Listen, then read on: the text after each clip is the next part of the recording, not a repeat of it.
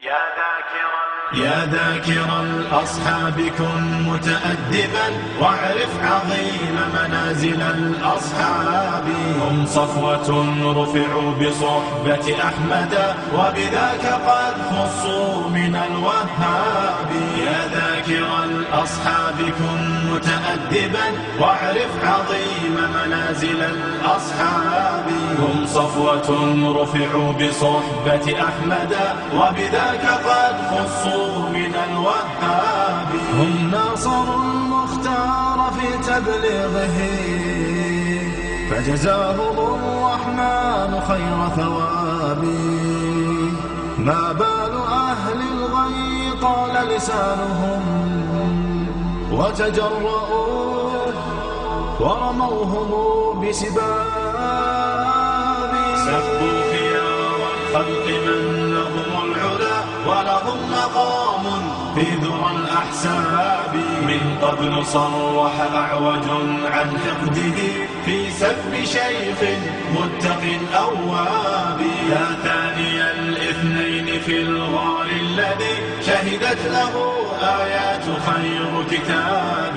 واليوم قد صدع الخبيث بجرأة ووقاحة من سافل كذاب. هذا النبي محمدا في عرضه سيعمه ذل وشر عقاب. هذا النقية بنت خل المصطفى فليخسأن فسعيه كسراب.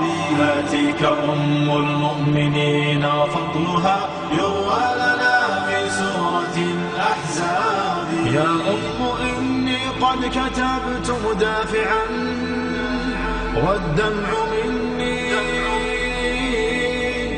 كالندى المنساب. من ذاك يجرؤ أن ينال لسانه من زوج خير العجم والأعراب. يا من زعمتم حب آل نبيكم أخلت جماجمكم من الألباب. تمشون في درب الضلال معتب قد أخفيت عثراته بضباب. يا ذاكر الأصحاب كن متأدبا.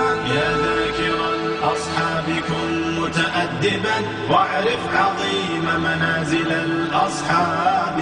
هم صفوة رفعوا بصحبة أحمد وبذاك قد خصوا من الوهاب. يا ذاكر الأصحاب كن متأدبا واعرف عظيم منازل الأصحاب. هم صفوة رفعوا بصحبة أحمد.